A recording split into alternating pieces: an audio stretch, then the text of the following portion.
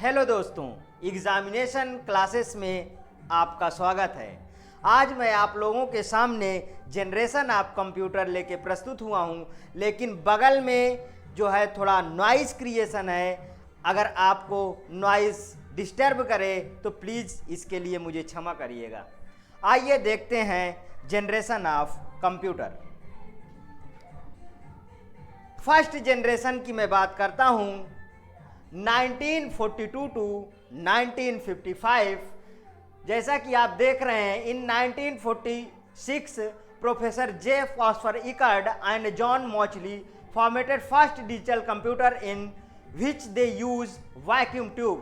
History ENIAC was the world first successful electronic computer which was developed by the scientist named J. Presper Eckert and J.W. Mauchly.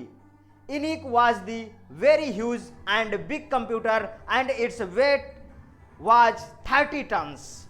It could store only the limited or small amount of the information. A vacuum tube was such an electronic component which had very less work efficiency and so could not the work prosper, and it required a large cooling system. Produced so much the heat that they regularly overheated the required large cooling units. 18,000 vacuum tubes, 160 kilowatts batch processing operating system used in this generation of the computer. Machine level language used in this generation of the computer. In 1951, Remington Rand launched the first digital computer, UNIVAC. अगर मैं first generation की बात हिंदी में करता हूं तो वर्ष 1946 में प्रोफेसर जे प्रेस्पर इकर्ड और जॉन मॉचली ने प्रथम डिजिटल कंप्यूटर का निर्माण किया, जिसमें उन्होंने वैक्यूम ट्यूब का इस्तेमाल किया। उन्होंने अपने नए खोज का नाम इनिक दिया, electronic numerical integrator and computer नामक एक कंप्यूटर का वजन लगभग 30 टन रखा। यह एक भारी भरकम कंप्यूटर था जिसमें 18,000 वैक्यूम ट्यूब का इस्तेमाल होती थी, और इस कंप्यूटर को चलाने के लिए कम से कम 160 किलोवाट लाइट का इस्तेमाल करना पड़ता था। देन वर्ष 1951 में रेमिंगटन रैंड ने वाणिज्यिक इस्तेमाल मीन्स कमर्शियल पर्पज के लिए डिजिटल कंप्यूटर यूनिवैक फर्स्ट निकाला, जो यूनिवर्सल ऑटोमेटिक कंप्यूटर बाजार में उतारा, जो वेरी सक्सेसफुल हुआ। Then next generation 1955 to 1964. In this generation, transistors were used as the electronic component instead of vacuum tube. The invention, the transistor was made in 1947 by the three scientists John Bardeen, W.H. Brattain and W. Shockley. A transistor is much smaller in the size of that of the vacuum tube. As the size of the electronic component decreased, the size of the computer also decreased. It became the much smaller than that of the earlier of computers. Machine language was replaced by assembly language, and high level programming language like Fortran and COBOL were also be used.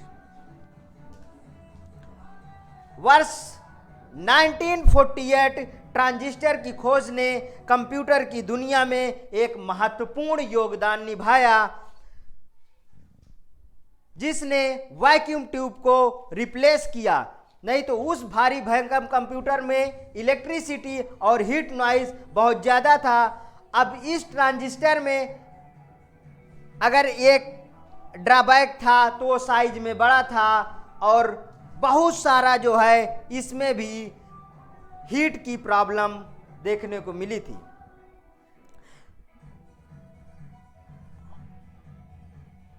Transistor ने द्वितीय पीढ़ी में magnetic core memory उपयोग किया। Transistor की खोज 1947 में John बर्दीन, W.H. Braden और W. शॉकले ने की थी। दूसरी पीढ़ी में कंप्यूटर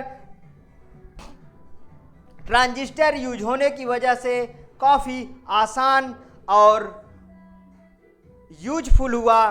कंप्यूटर के निर्माण में ट्रांजिस्टर के उपयोग से कंप्यूटर अभी अधिक फास्ट, विश्वसनीय और कंप्यूटर का आकार छोटा हो गया।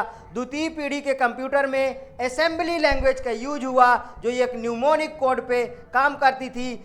और असेंबली लेवल लैंग्वेज एक ऐसी लैंग्वेज थी जिसमें कि हमें असेंबलर ट्रांसलेटर का यूज करना पड़ा।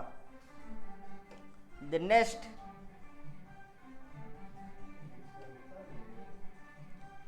third generation 1965 to 1974 integrated circuit were the developed was the hallmark of the third generation computers. In 1958 Jack Kilby created the integrated circuit which was the used in the place of the transistor.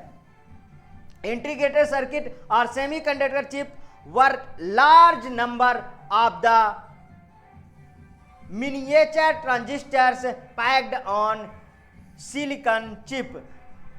There was the drastic increase in the speed of the efficiency of the computer. Transistor could be fabricated on the tiny silicon chip. The semiconductor user integrated with third generation computers through keyboard and printouts.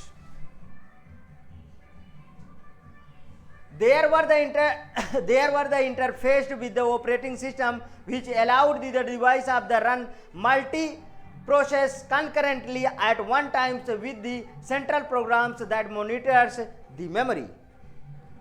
Remote processing, time sharing, multi-programming operating systems. Main advantage of the IC is that not only it's the small size but it's the superior performance and relatability than the previous circuit. First developed by the T.S. Kilby. This generation of the computer has huge storage capacity and high calculation speed, supported high level language Fortran 2, 4, COBOL, Pascal, PL Fast, Basic, Algol 68.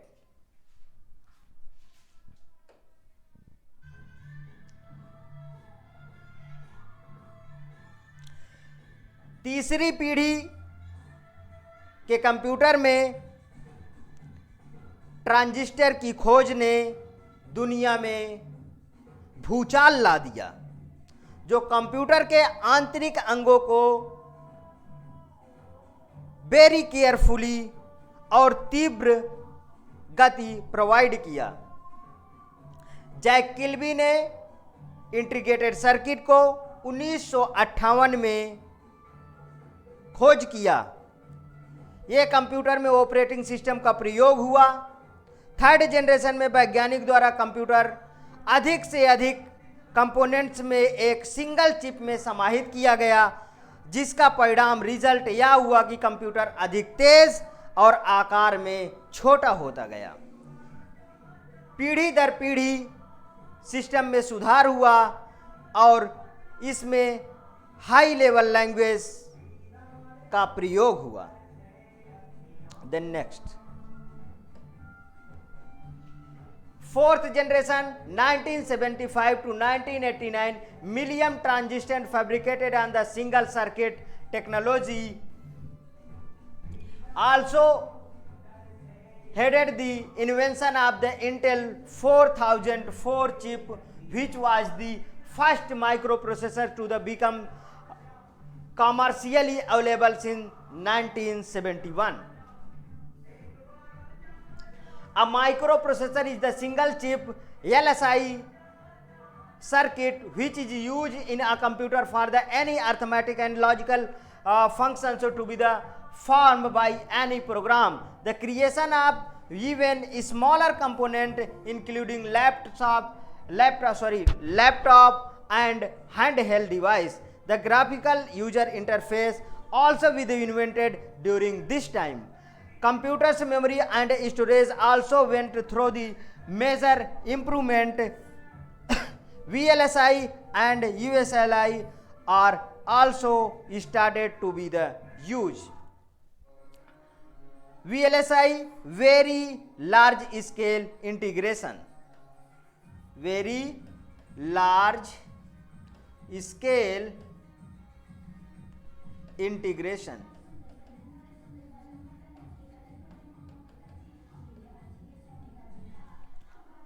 ULSI, ultra large scale integration.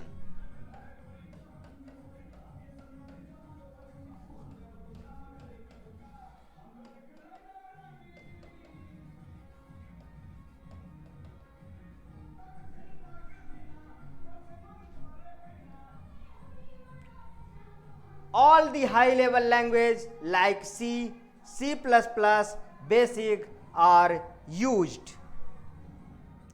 वर्ष 1974 में बहुत अधिक मात्रा में circuit को एक single chip में समाहित किया गया। चौथी पीढ़ी में VLSI very large scale integration circuit तथा ULSI ultra large scale integration circuit का उपयोग आरंभ हुआ, जिससे एक चिप में लाखों चीज़ें को स्टोर किया जा सकता था। VLSI तकनीक के उपयोग में माइक्रो प्रोसेसर का निर्माण हुआ, जिससे कंप्यूटर के आकार में कमी और दक्षता में वृद्धि हुई। वर्ष 1981 में IBM इंटरनेशनल बिजनेस मशीन ने पर्सनल कंप्यूटर बाजार में उतारा, जिसका उपयोग घर, कार्यालय, स्कूल और हर एक जगह आप आसानी से कर सकते थे। Next, fifth generation computer. 1989 to till now, current technological trend in computer device are based on quantum computational, molecular nanotechnology and artificial intelligence are still in the development.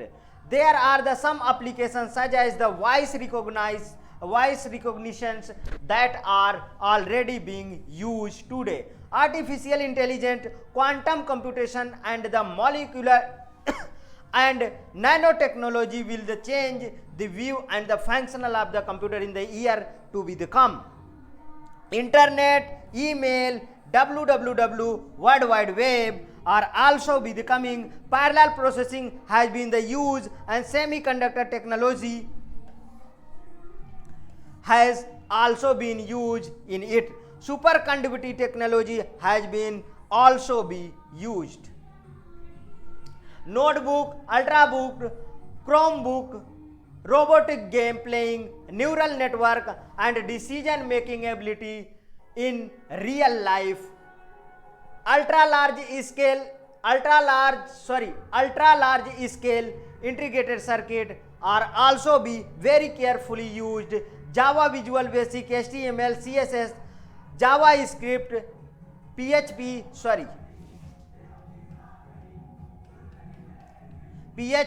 MySQL am very carefully in used. पांचवी पीढ़ी के computer real life के computer हैं, जिसमें artificial intelligence का उपयोग किया गया। आधुनिक तकनीकी एवं विज्ञान के उपयोग इसके निर्माण से डिजाइन हुआ था। फिफ्थ जनरेशन में इंटरनेट, वर्ल्ड वाइड वेब की कम्प्लिसिटी कम हो गई है। पांचवी पीढ़ी एकल CPU मीन्स पैरेलल प्रोसेसिंग पे काम करना शुरू हो गया। इसमें सेमीकंडक्टर टेक्नोलॉजी का उपयोग भी किया गया है। से पांचवी पीढ़ी के कंप्यूटर में सबसे बड़ी विशेषता यह है कि इसमें सुपर कंडक्टिविटी तकनीकी का उपयोग किया गया है। इस पीढ़ी में कंप्यूटर का परिणाम मल्टीमीडिया फीचर वाले मोबाइल या कंप्यूटर का है। नोटबुक, अल्ट्राबुक, क्रोमबुक पांचवी पीढ़ी के कंप्यूटर के कुछ उदाहरण हैं। 1980 के दशक बाद के सभी पांचवी पीढ़ी के कंप्यूटर कहलाते हैं। इस पीढ़ी के कंप्यूटर में robotics, game playing, neural network तथा वास्तविक रियल लाइफ में निर्माण लेने की क्षमता आदि का विकास हुआ। इसकी कुछ प्रमुख विशेषताएं यह है कि इस पीढ़ी में ULSI का बहुत वेरी केयरफुली यूज हुआ। इस पीढ़ी में विभिन्न प्रकार के आधुनिक प्रोग्रामिंग भाषाओं का विकास हुआ, जैसे जावा, विजुअल बेसिक, HTML, CSS, जावा स्क्रिप्ट, PHP, MySQL etc। इस प्रकार हम कह सकते हैं कि पांचवी पीढ़ी के कंप्यूटर उन्नत हैं। इनका उपयोग हर क्षेत्र में किया जा सकता है, जैसे कि घर, कार्यालय, दुकान, व्यापार, उद्योग, शॉपिंग, शोध, संस्थान, अनुसंधान, मनोरंजन मीन्स इंटरटेनमेंट एक्सेट्रा। इसी के साथ आज की क्लास मैं यहीं पे एंड करता हूँ। यदि मेरा कंटेंट और मेरा लेक्चर आपको पसंद आए तो प्लीज़ इस वीडियो को सब्सक्राइब, लाइक और शेयर करना ना भूलें। Okay, thank you.